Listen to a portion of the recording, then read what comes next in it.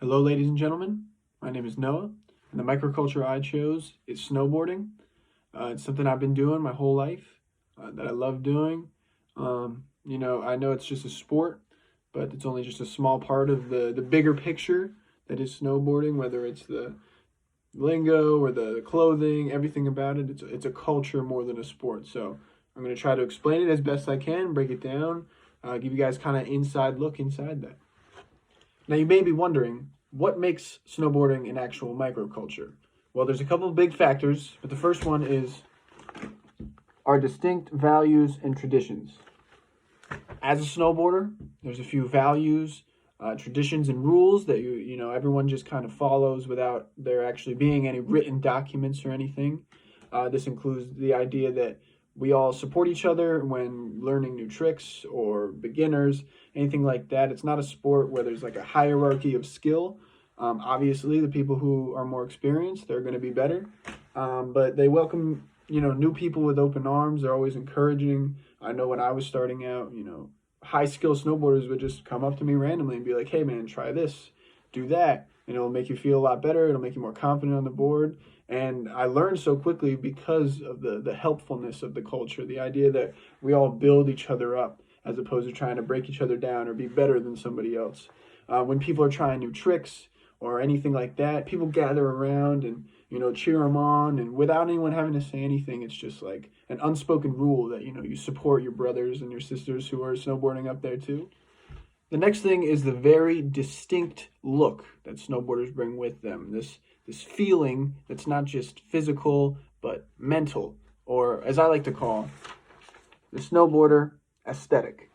So basically what I mean by this is you can identify a group of snowboarders, and it wouldn't be stereotyping to, picture in your head exactly what you think of when you think of a snowboarder.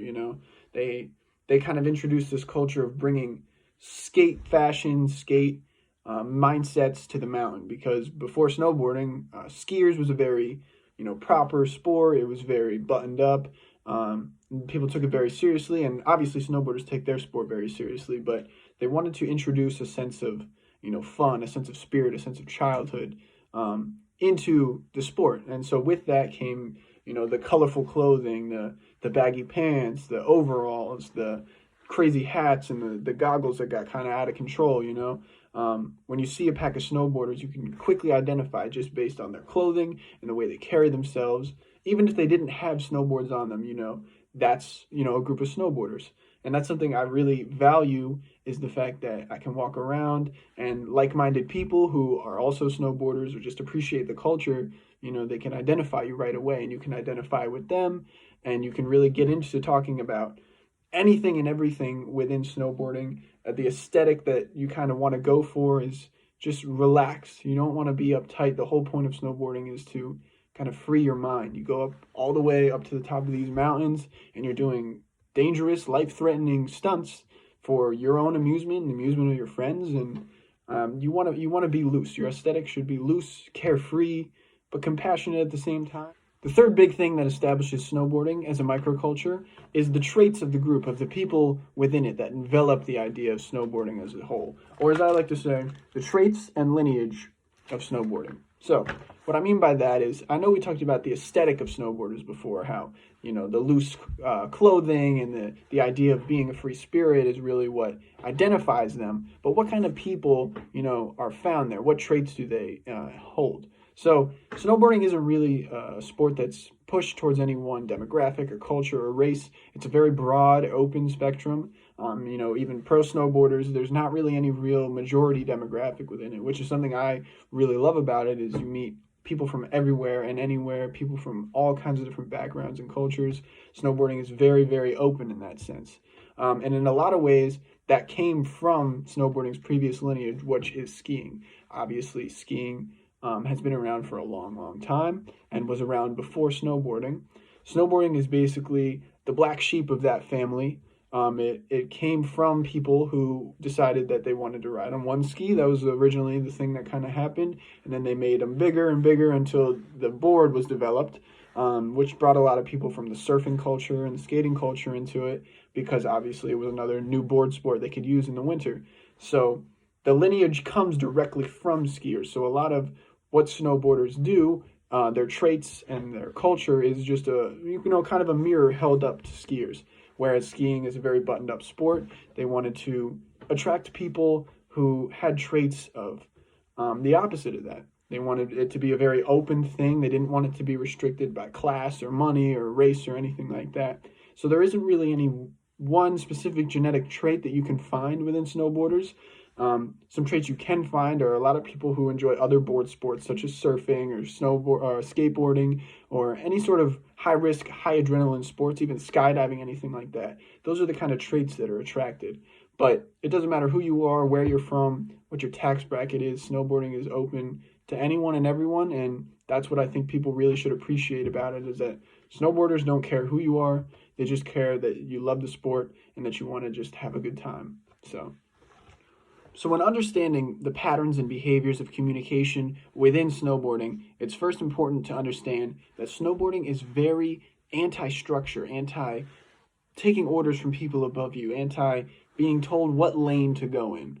So it's important to note that a lot of the communication and behaviors found within snowboarding likes to represent the idea of spontaneity and choosing your own path no matter what it is. That's why snowboarders do tricks that have never been created before and just try them on the biggest jump on the mountain without knowing how to land it or knowing if they're going to get injured or not. Snowboarders do not care. That's why they ride through woods when there is established trails for them to ride on. They choose to ride off those trails because they don't want to follow the status quo.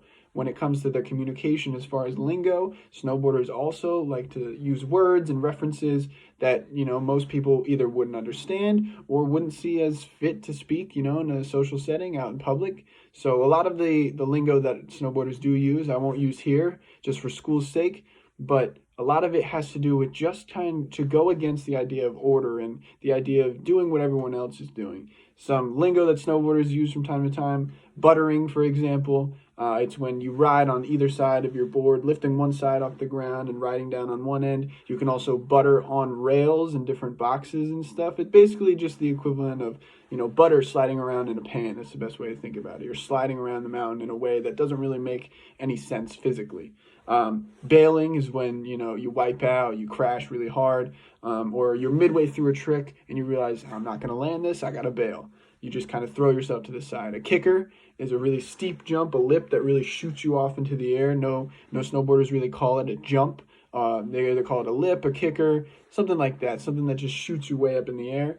Snowboarders don't really say they're going to go riding. A lot of snowboarders say, I'm going to go shredding or, something like that. So they use a lot of lingo that also surfers may know. If you're a surfer or a skateboarder, the lingo is kind of the same because all three of those sports really envelop the idea of, once again, going against the grain, choosing your own path, lighting your own way.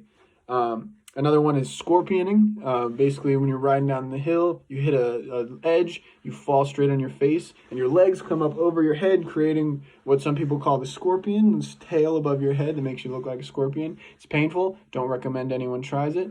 But that's just a couple of, ideas of communication within snowboarding that really shows what snowboarding is all about. Our behavior patterns follow the lingo as well. Snowboarders always are kind of, for lack of a better word, the nuisance of mountains. Though we do try to stay in our lanes and, have respect for the skiers and other people up on the mountain, it does tend to be a problem when the snowboarders really want to use the whole mountain to their advantage. Woods trails, groom trails, side jumps, rails, anything that they can use, a snowboarder will get his hands on. Anything that may be even slightly possible to ride, snowboarders will find a way to ride it. So our behavior really engulfs that idea of just being free, being loose, being open for anything and ready for everything. So, out in the mountain, there's just tricks going on all the time. Snowboarders just trying new things. And honestly, I've never seen anyone crash as much as snowboarders do because they're just trying new things. They don't care if they crash. If they crash, it means at least they tried it. A lot of behaviors also come from our traditions, whereas snowboarders always tend to ride in packs when they're, established, well riders. They go up on the terrain parks, they go on the steep trails, there's races, and it's really easy to befriend other snowboarders because snowboarders are always feeling that pack mentality.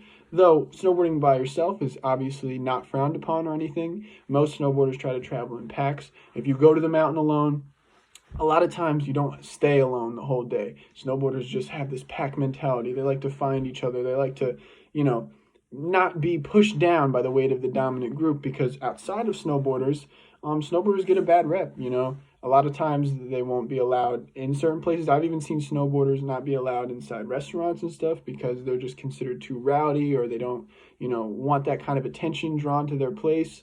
So snowboarders really got to stick together. In a lot of ways, skiers just tend to hate snowboarders. They tend to hate the culture, and they think that, we're degrading the mountain and taking away from this pristine sport that they, know and love, when in reality, we just, we don't want anyone to tell us what we have to do or how to live our life. So the dominant group really comes down on snowboarders hard, and I'm sure you've seen, whether it's through movies or in the media or TV shows, snowboarders always, kind of portrayed as the bad guy or the kid who doesn't care, or the outcast, and in a lot of ways they are. So snowboarders really have to feel the sense of community, of family, bring themselves together. Fun fact number 1 about snowboarding. The sport of snowboarding, like I said before, is derived from skiing and was actually invented back in the 1960s. However, it took 20 years until the 1980s for snowboarding to be fully allowed at resorts. A lot of resorts banned snowboarding, banned snowboarders from being around because, like I said, a lot of skiers and a lot of the dominant culture really looked down upon snowboarders and saw them as reckless and a nuisance. So it took 20 years from its inception to be fully allowed and unrestricted at mountains.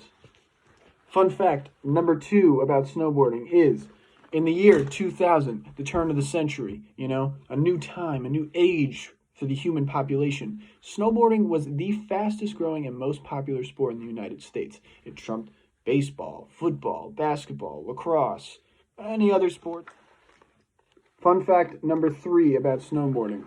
Snowboarding is actually 50 to 70% more dangerous than skiing. Now, while skiing and snowboarding are both extremely dangerous at times, it should come as no surprise that with the amount of crazy tricks and things that snowboarders are willing to try on a daily basis, and seeming death wish that most snowboarders have, that it's 50 to 70% more likely to result in injury. A lot of common injuries are broken collarbones, broken arms, broken tailbones, broken ribs. But, however, though it is technically more dangerous for injuries, you're actually 3 times less likely to die snowboarding than you are skiing. So, fun fact number 4 about snowboarding.